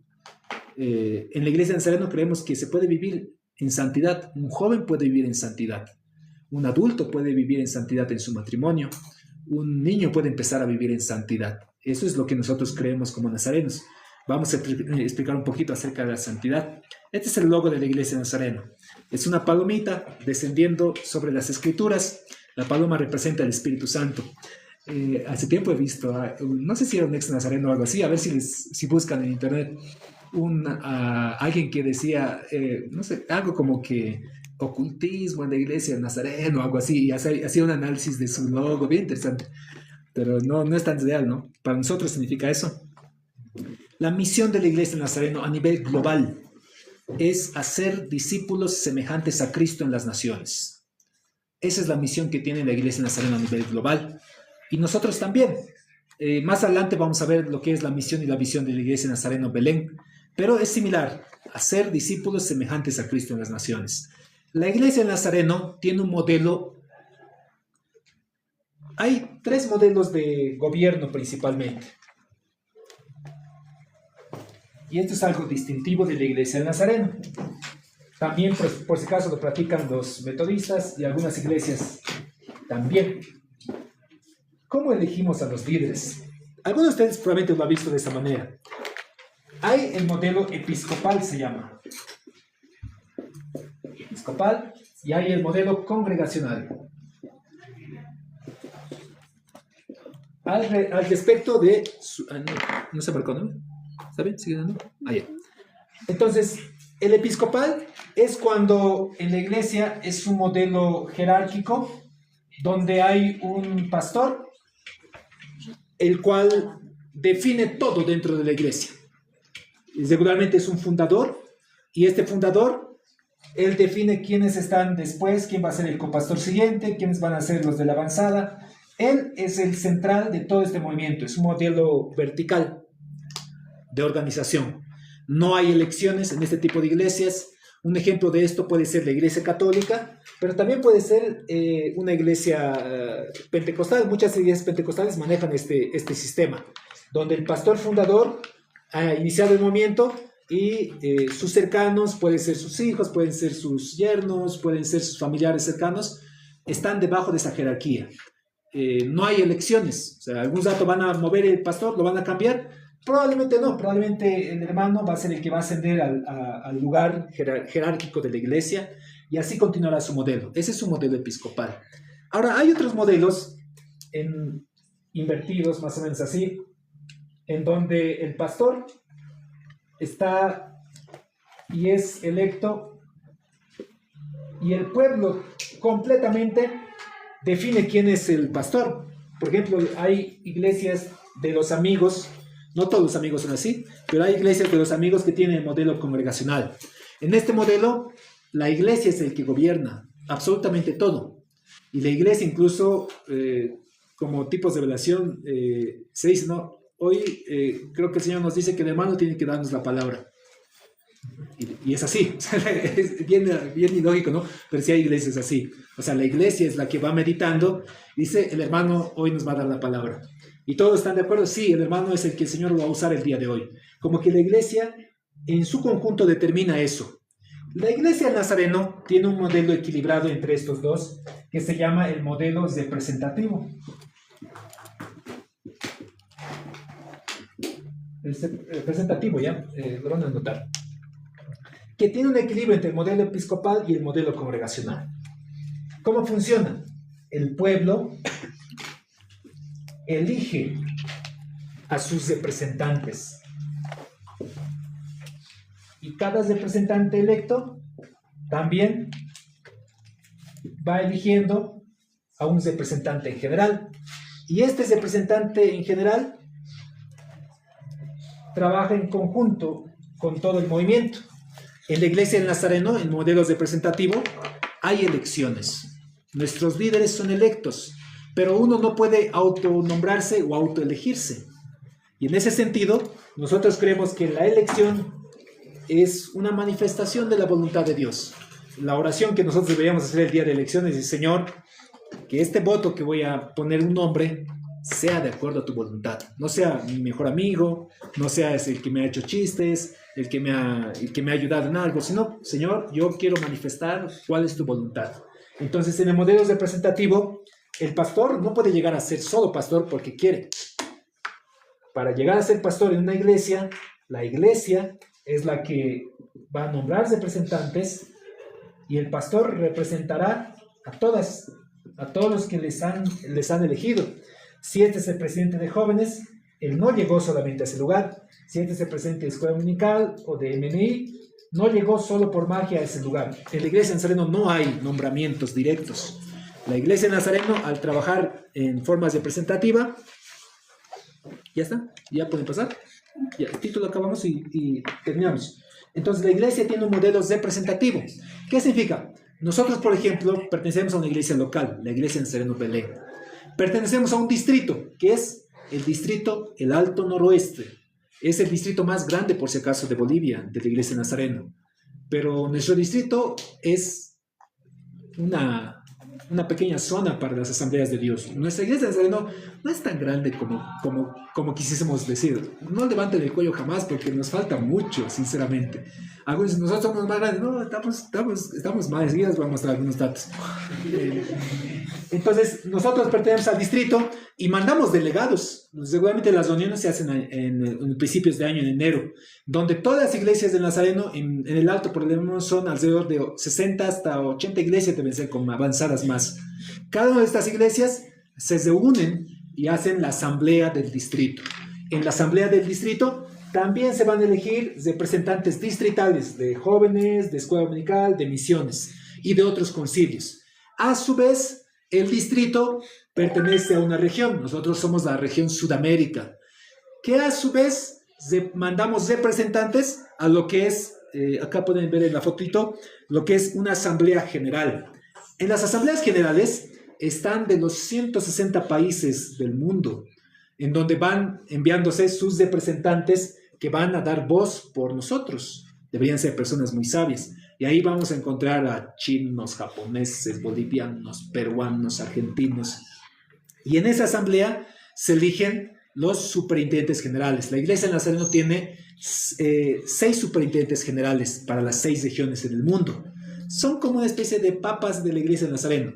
De vez en cuando, cada 4 años o cada 2 años aproximadamente, los superintendentes generales nos visitan. Por ejemplo, este año, ¿quién se conoce a quién nos ha visitado? Es la pastora Carla Zumberg, la primera superintendente general de la iglesia de Nazareno. Por si acaso, la iglesia de Nazareno reconoce el ministerio femenino. Por eso ustedes van a ver pastoras. Hay iglesias que dicen, no, las pastoras no hay pastoras en la iglesia, pueden pastorear ovejas, pero no pastorear la iglesia. Hay un hermano que dice así en TikTok, tristemente. Pero la iglesia de Nazareno sí reconoce, por si acaso, el ministerio femenino. Si el Señor les ha llamado al ministerio en el pastorado, lo pueden ejercer. Y la muestra más clara es que desde el año 2017 se eligió a Carla Zumberg como superintendente general de global, una superintendente general mujer. Y ahí ven también una distinción. Hay un latino, él es el pastor Cristian Sarmiento. Hay el pastor africano, Filimao Chambó. Hay pastores norteamericanos. Ahí está Gustavo Crocker. Está ahí también Daniel Scott. Está el pastor David Yusik. Son pastores que representan o que han llegado a este punto por representatividad. O sea, uno va llegando. Ahora, ¿cómo se eligen? Ustedes han visto cómo este año no han visto, pero se elige bien interesante el superintendente de distrito. Lo mismo se elige por si acaso el superintendente general. De los votantes que se eligen, las 2/3 partes tienen que elegir. ¿Qué significa? Que de cada 100 votos, 67 votos tienen que votar por sí. Eso es en los niveles de liderazgo. Por ejemplo, para escoger al pastor de la iglesia local, un pastor de los 100 votos de las 100 personas que están en la iglesia, 67 tienen que decirle que sí. Si el pastor tiene 66, no va. Tristemente no va. Esto justamente ocurrió en la iglesia de Santiago I. Pastor Carmelo Rengifo, que estaba 22 años en la iglesia, si no me equivoco. Este año perdió por un voto. Un voto le faltó. 66, o sea, entre ellas 66. Le faltaba un votito para cumplir o alcanzar el 2/3. Bien interesante su historia. Su hijo no votó porque dijo que sea la voluntad de Dios. Y él se abstuvo a votar. Y luego digo, pucha, ya. Faltaba un voto. Así. Y su papá no fue por un voto. El superintendente de distrito, nuestro pastor Vicente Murga, también se eligió de esa manera. Es bien interesante la elección del superintendente de distrito. Todos acá presentes, representando a diferentes iglesias. Cada uno recibe una papeleta blanco y pone el nombre del reverendo que cree en el corazón que el Señor le está llamando a ese servicio, que va a ser nuestro representante. Entonces tú pones ahí, ¿no? Reverendo Vicente Murga. En el secreto y recogen los contadores de votos en secreto. No hay campaña, no debería haber campaña, no deberían decir, hermanos, voten por mí, yo voy a ser el mejor superintendente de distrito, por favor. No hay eso, sino que todos los representantes, todos los delegados votan de forma anónima. Si no llega a 100, digamos, llega a 40, volvemos a votar otra vez. Llega a 50, hay que volver a votar. Y todos participan, todos los que son reverendos. Hay categorías, hay grados en la iglesia Nazareno. Y en las iglesias locales, por si acaso, no hay así una segunda vuelta. Nuestros pastores, por ejemplo, en mi caso, hace 10 años la iglesia hizo una votación, ni me conocían. Como testimonio les doy a la junta de ese entonces, yo les decía, ellos me decían, no, pastor, estate un año con nosotros, que la iglesia te conozca. Y una vez que te conozcan, te van a elegir, o sea, vas a alcanzar el 2/3. Yo les dije literal, hermanos, yo sé cómo es esto de la pruebita del amor y no. ¿A qué me refería? Muchas iglesias lo llaman al pastor y le dan el nombramiento, pero la junta está sobre ellos. Y si es que el pastor hace cosas que desagradan a la junta o quiere hacer cambios para que la iglesia avance, la junta dice, no, pastor, hasta ahí nomás, no te vamos a elegir. Pero cuando es un llamamiento, y ese es un proceso de elección de 2/3, el pastor está de manera oficial por 2 años en la iglesia local. Entonces yo les dije, hermanos, si esto es la voluntad de Dios, manden a llamamiento. Y si Dios quiere, vamos a estar ahí como pastores. Y si no es de Dios, no hay problema. No me conocían, vine a predicar en una sola ocasión y la iglesia votó. Y estuvimos ahí. Luego, después de 2 años, se vuelve a hacer votación por si acaso. Y se tiene que volver a ganar el pastor con 2/3. Ganamos en esa ocasión. Después de 4 años, se vuelve a votar otra vez. Y igual por 2/3. En esa ocasión también gané. Pero al año tenemos por si acaso otra edición de llamamiento. Ahí tenemos que orar y cuál sea la voluntad de Dios. No, nosotros no somos en la iglesia Nazareno permanentes.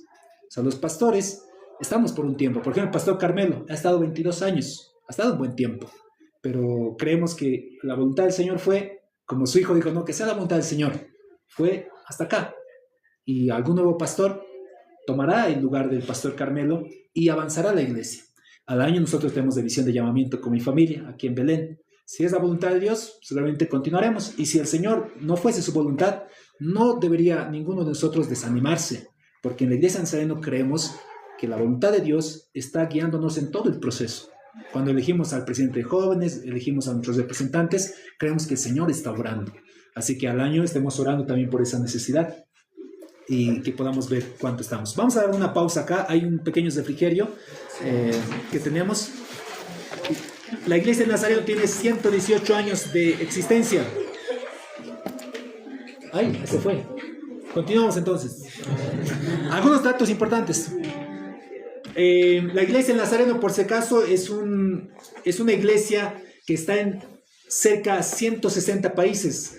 Yo tenía datos de 164, pero hoy le pedí a ChatGPT que me actualice los datos y me dice que estamos ya en 160, o sea, como si hubiéramos reducido 4 o algo así.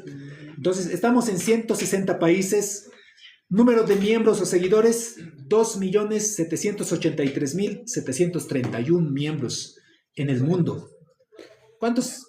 Ahí tal vez algunos se sienten muy tristes. Es que nuestra iglesia es pequeñita, pero cuando comparas el nivel global que tiene la iglesia Nazareno, somos varios, somos hartos. Lo bonito que cuando tú eres miembro en plena comunión de la iglesia Nazareno, es que si hoy, por ejemplo, estás acá en Bolivia, en la iglesia Nazareno Belén, pero por la gracia de Dios tú te vas a España y ahí hay iglesia Nazareno, tu membresía se traslada y allá te reciben con la misma calidez que debías estar siendo acá recibido como nazareno. Entonces yo recuerdo mi maestro, Pastor Tito Subieta, cuando se fue a España, hizo su traslado de membresía y como es un gran maestro él, a los meses ya estaba como maestro de escuela dominical allá en España y tenía una familia. Y como estás en 160 países, a cualquiera de ellos puedes llegar a ser parte de la iglesia Nazareno. Número de iglesias, más de 30.000 iglesias en el mundo. Es una gran cantidad de iglesias locales que se tienen a nivel global. Este detalle más. La iglesia Nazareno tiene ciertas características. Gracias, hermana Mario.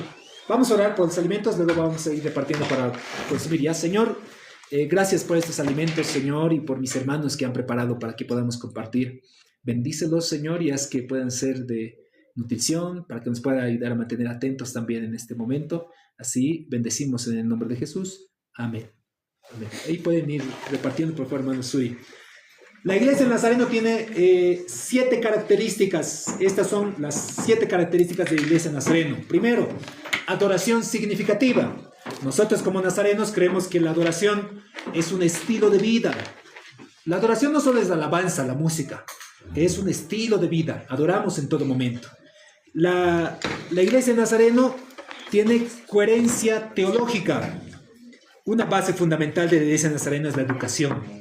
Como Juan y Carlos Wesley, la educación es fundamental para la vida cristiana. Los seminarios, institutos bíblicos son esenciales de la iglesia del Nazareno. Y además, nuestra teología es bíblica. La iglesia del Nazareno no improvisa en su teología. Para ello tenemos artículos de fe, lo vamos a ver más adelante igual. Esos no se cambian. O sea, no es que algún pastor diga, hermanos, hoy he recibido revelación y ahora ya no creemos en la Trinidad, ahora creemos en esto. No. A lo largo de la historia se ha mantenido la doctrina de la iglesia del Nazareno y cada una de las doctrinas tiene su fundamento bíblico. Compasión con propósito. Ah, qué rico. Vuelvo. Coherencia teológica, les decía. Primero, adoración significativa. Los nazarenos creemos que la adoración es un estilo de vida. No es solamente la alabanza y la música. Adoramos con nuestros diezmos, adoramos con nuestra vida, con nuestro testimonio, adoramos en cada momento. Hasta cómo comemos, cómo nos vestimos, es una manera de adorar a Dios. ¿Dios está de acuerdo en la manera como estamos? ¿Crees que esa es una manera, si tú vistes como vistes, que agrada y adora al Señor? Tienes que pensar, ¿no? Lo que estoy haciendo, si me voy a poner un tatuaje, si voy a hacer algo con mi cuerpo, ¿es una manera de adorar a Dios? Podría ser, no sé, habría que analizar bien. La manera como doy testimonio en mi familia, los casados en su matrimonio, es una manera de adorar a Dios. Luego, coherencia teológica. Los nazarenos, algo que reconocemos de manera importante es la teología, lo que creemos nosotros acerca de Dios. Y para ello hay seminarios bíblicos, universidades nazarenas que se esfuerzan en eso. Para estudiar, por si acaso, teología en el seminario, tú no siempre necesitas ser pastor. O sea, si a ti realmente te da curiosidad y quieres profundizar en la fe, puedes participar en cursos virtuales, en cursos presenciales, en cursos internados allá en el seminario. No necesitas siempre, no es que voy a ser pastor, no. Un nazareno cree que todo nazareno tiene que profundizar en la teología, en lo que nosotros creemos. Y además, nuestra teología tiene coherencia. Está basada en las Escrituras. ¿Qué más? Compasión con propósito, lo que les decía, los nazarenos nacemos en un contexto de ayudar a quienes necesitan. Tenemos que tener compasión. Nuestros recursos, si ustedes son parte de la junta, yo recuerdo una junta, les proponía, y eso es parte importante, por eso ustedes tienen que llegar al liderazgo. Nosotros tenemos que motivar proyectos, programas que resuelvan las necesidades que vemos a nuestro alrededor. Nosotros tenemos compasión, pero la compasión que transmitimos es con propósito, con un propósito de redención. Luego, una característica es que la iglesia se va desarrollando. El desarrollo de la iglesia es importante para los nazarenos. Creemos que tenemos que ir avanzando y desarrollándonos. No podemos quedarnos estáticos. Esta es hermosa porque es algo que bueno, ya saben que a mí me apasiona esto del tema del discipulado. Esto desde hace varios años ya estaba en nuestras características, pero estos últimos años le están dando más énfasis. El discipulado en la iglesia de Nazareno es intencional. ¿Qué significa? Jesús dijo, id y hacer discípulos. No dice id y que se hagan discípulos, que vengan a hacerse discípulos. No, nosotros de forma intencional tenemos que hacer discípulos.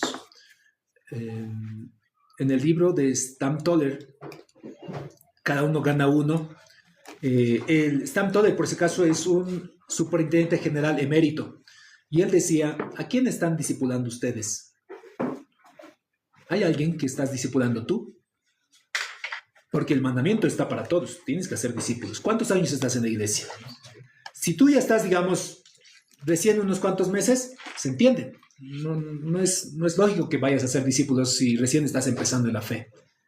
Pero si ha pasado ya 2 años mínimamente en la fe cristiana y aún no has hecho discípulos, estás yendo en contra de lo que el Señor ha establecido para la iglesia, el hacer discípulos. Entonces tenemos que tomar la iniciativa de identificar, y hay muchos a quien discipular. Miren, yo quisiera discipular a todos, pero no tengo el tiempo, no tengo la energía, la capacidad física para poder hacerlo.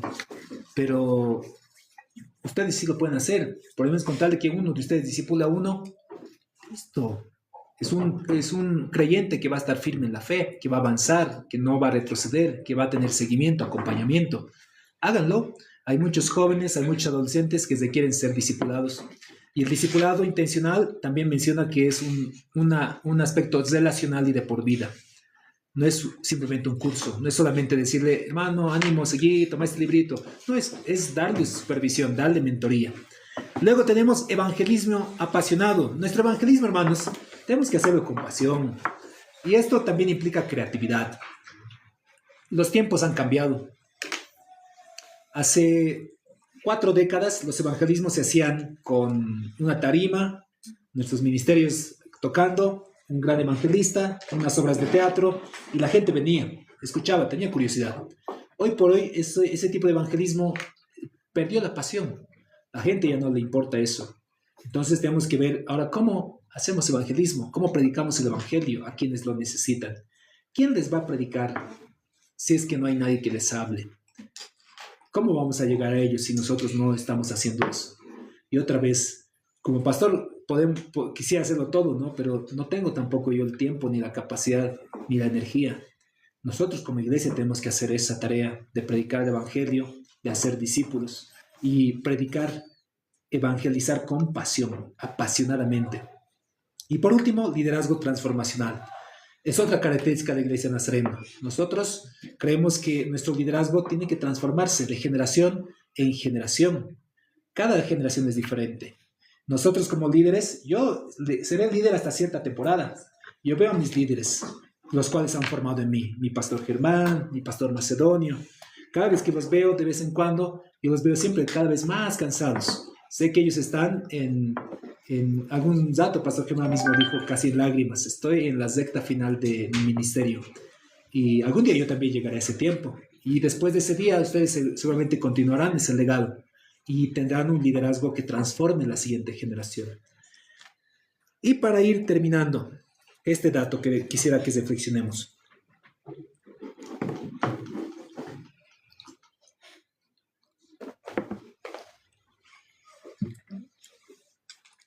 Suelo ser muy metódico porque soy metodista también.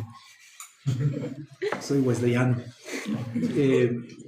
La iglesia Nazareno también es metódica, por si acaso. Cada asamblea sacan se llama Diario de la Asamblea. Es un librito donde están el resumen de los informes pastorales, el resumen estadístico de ingresos, todo ello. Y yo me he tomado la molestia desde el año 2015 hacer una estadística de cómo está nuestra iglesia de Nazareno y el distrito más grande de Bolivia, nosotros, los distritos del Alto Noroeste. Y tristemente, en estos informes, lamentablemente estamos en decadencia la iglesia del Nazareno. Si ven ahí, en números rojos, hemos ido descendiendo de a poco, tristemente. El índice de crecimiento de membresía en la parte de abajo está, miren, el 15 hemos crecido 177, el 16 255, el 17 303, el 2019 etapa de pandemia hemos crecido 303, el 2019 hemos reducido 15 miembros, todo el distrito ha reducido 15 miembros, 80 iglesias, somos 80 iglesias en el distrito y las 80 iglesias hemos reducido 17 miembros. 15 miembros, 30 miembros. Este último año se ha informado que ha habido un crecimiento de 72 miembros, gracias a Dios, pero 72 miembros en 80 iglesias implica que cada iglesia local evangelizó un solo miembro. Es absurdo, es ridículamente absurdo que como nazarenos no estemos avanzando. Entonces necesitamos hacer cambios. Necesitamos avanzar, necesitamos predicar. Ahora, no significa que igual los nazarenos en Belén, uno nomás. No, ¿saben cuál es la lógica? Hay muchas iglesias que están decreciendo en la iglesia nazareno. Tal vez nosotros estamos ahí equilibrándonos, ni subiendo ni bajando, ahí estamos remándola. Pero sí hay otras iglesias que están en muy bajas condiciones, están desertando muchos hermanos, muchos jóvenes, y necesitamos impactar. La visión de crecimiento tiene que impactar a otras generaciones también, a otras iglesias. Si han notado en los campamentos que vamos asistiendo, por ejemplo, este año es zonal, relacionamos con otros jóvenes de otras zonas o de otras iglesias locales. Ustedes tienen que llevar la pasión que tienen de predicar, de enseñar, de discipular, de evangelizar a esos jóvenes también. Que no solo sea un activismo, sino pasión por predicar, por evangelizar. Esto que están aprendiendo, compártanlo en los campamentos, en cultos unidos que hay, en campañas que tenemos unidas, y para que no solamente sean números, sino para que cumplamos el llamado que el Señor nos ha dado a nosotros como iglesia. Tenemos que seguir avanzando. Muy bien. Preguntas, consultas, dudas. A ver, el librito. Ya para ir terminando, recuerden que hoy tenemos culto.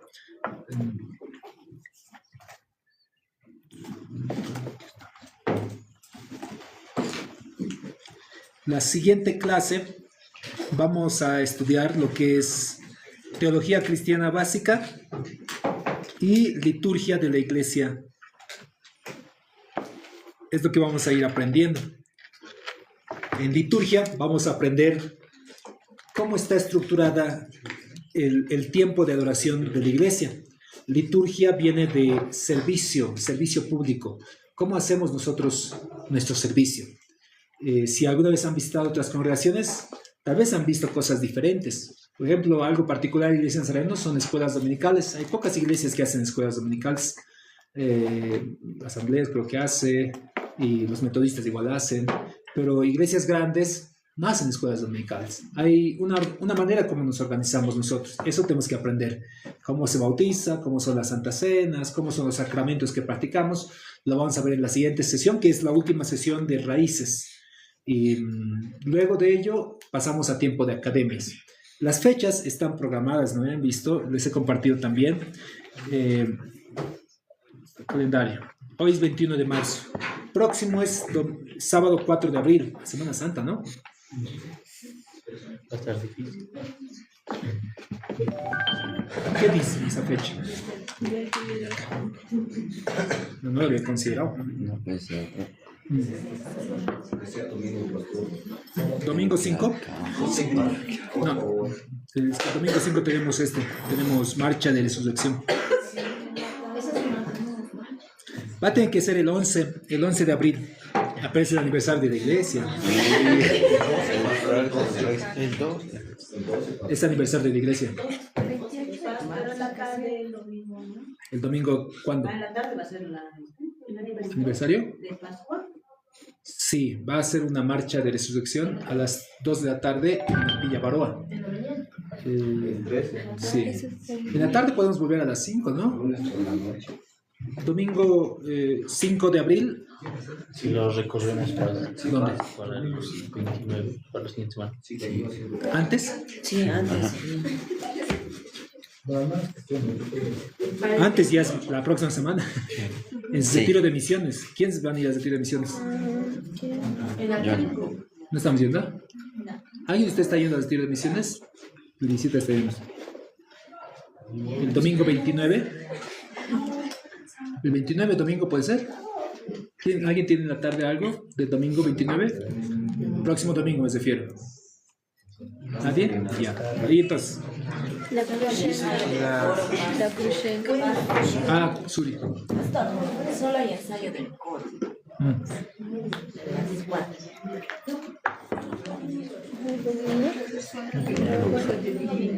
Domingo y el sábado no se podría partir.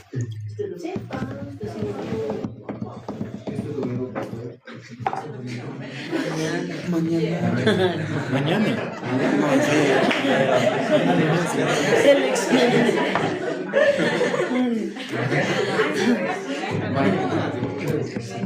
No, Domingo 29. A ver, levanten la mano los que pueden el domingo 29. En la tarde. Ya todos. Ya, los 5. Hay que ver la hora, pastor, para que no choque actividad. ¿Sí no ve?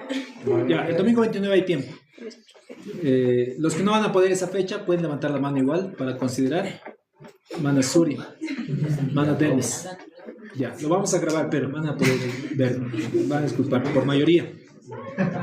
Horario, ¿a qué hora disponen?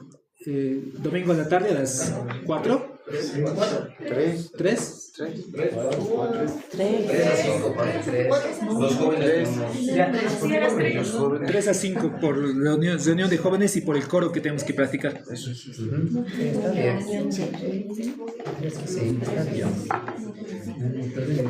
Ya, entonces estamos agendando, por si acaso van a marcar, el domingo 29 a las 3 de la tarde.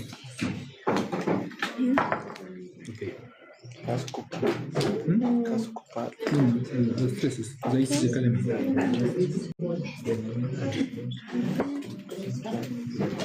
Ok. El cito sería: ¿alguien tiene alguna pregunta? La siguiente sesión vamos a ver lo que es liturgia.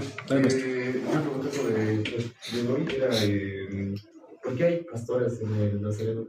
¿Por qué no hay las otras iglesias?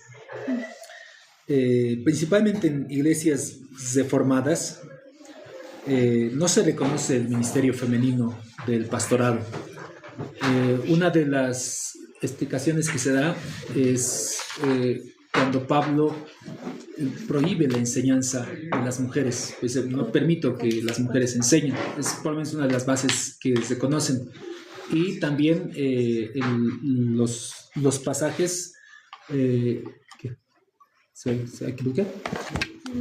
¿Qué pasó? Ahora ya lo Okay.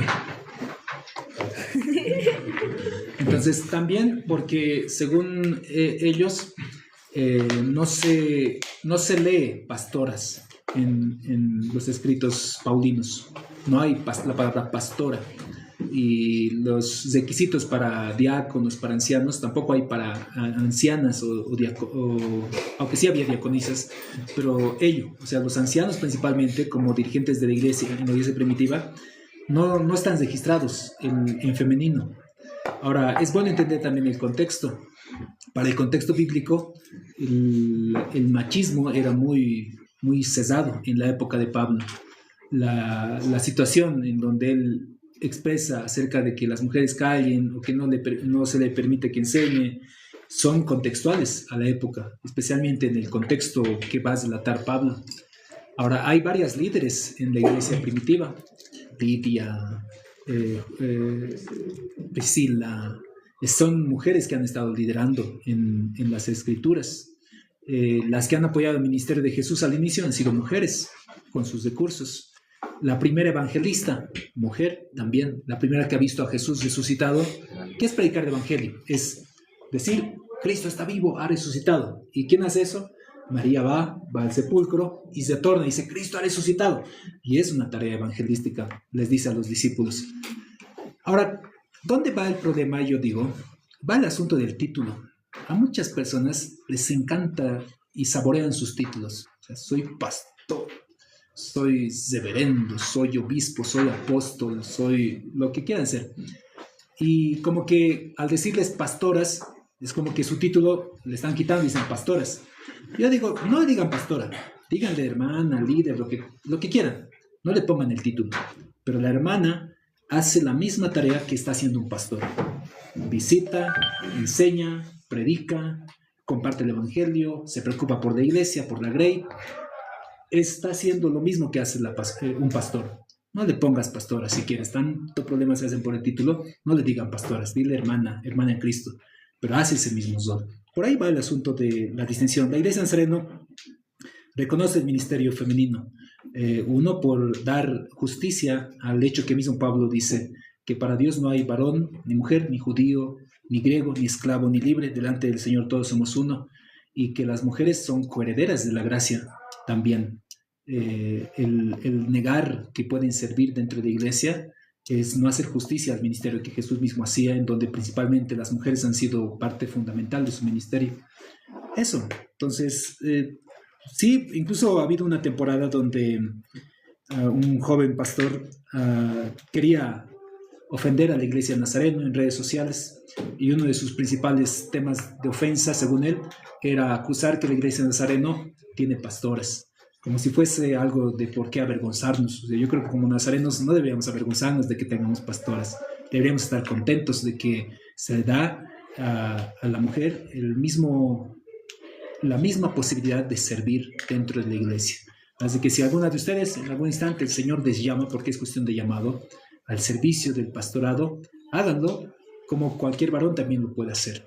Ahora, hay situaciones lógicas también, culturales por si acaso. Yo he escuchado y hablando con algunas pastoras, en nuestro contexto aquí, local, en la ciudad, se percibe cierta discriminación, porque muchas iglesias no valoran el ministerio femenino y las pastoras se sienten tristes porque hermanos no quieren sujetarse o no quieren hacer caso, y eso es un poco triste y eso tratemos de cambiar también, pero también como pastoras sean idóneas. Hay circunstancias también donde dejan mal visto el ministerio pastoral femenino, al tratar de ser muy conflictivas, al tratar de imponer su posición, al tratar de ejercer un liderazgo muy autoritario, que en muchas ocasiones, porque tal vez no se me da el lugar por ser mujer como pastora, entonces han tratado de ser muy impositivas también, y eso tampoco es el camino. Tienen que ser muy sabias en su ejercicio ministerial, permitir que el Espíritu Santo obre a través de ustedes, queridas hermanas y hermanos también. Esa es la lógica. Así que no hay por qué avergonzarse. Si alguna vez alguien quiere criticar o decir, los nazarenos y tienen ministerio femenino, porque aquí en la Biblia nunca se ha reconocido pastoras, bueno, díganle, ya no vamos a decir pastoras, son hermanas nada más, pero seguirán haciendo lo mismo. Oremos, vamos a despedirnos con oración, luego vamos al culto, por favor. Señor, gracias te damos en esta tarde, gracias por esta enseñanza que hemos recibido. Te pedimos, Señor, que renueves nuestro entendimiento, ayúdanos a crecer en la gracia. Te pedimos, Señor, hoy por cada uno de estos jóvenes, hermanos y hermanas, Señor, levanta entre ellos, Dios, maestros, pastores, evangelistas, ministros que sirvan, Señor, en medio de tu obra, Padre, que puedan enseñar con autoridad, que puedan liderar, Señor, con tu gracia. Ayúdales, Señor, en el llamado que tú les has dado. Creemos, Señor, que hoy en este tiempo, Señor, tú estás acercando tu venida, Dios, y tú estás preparando también a la iglesia para ese tiempo. Úsanos como instrumentos, Señor, nos ponemos delante de ti, dispuestos, Señor, a ejercer aquello que tú nos llamas. Te agradecemos, Señor, por tu palabra. Y si, Señor, este día tu palabra nos ha corregido, nos ha enseñado, creemos, Señor, y confiamos, Padre, que tú puedes recibirnos. Nos arrepentimos de todo lo malo que hemos hecho, Dios. Tú conoces nuestro corazón. Ayúdanos en nuestra debilidad. Ayúdanos en nuestra incredulidad. Gracias, Padre, te doy así en esta noche. Terminamos este tiempo en el nombre de Jesús. Amén. Amén. Bien, muy buenas noches también a los del TikTok. Adrián, bendiciones, saludos.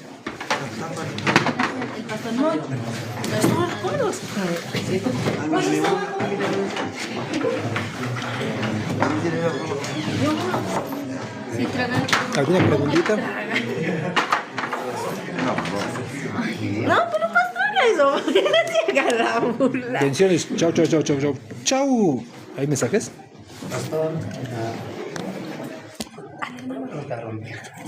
Claro. Cuando quieras, no sé.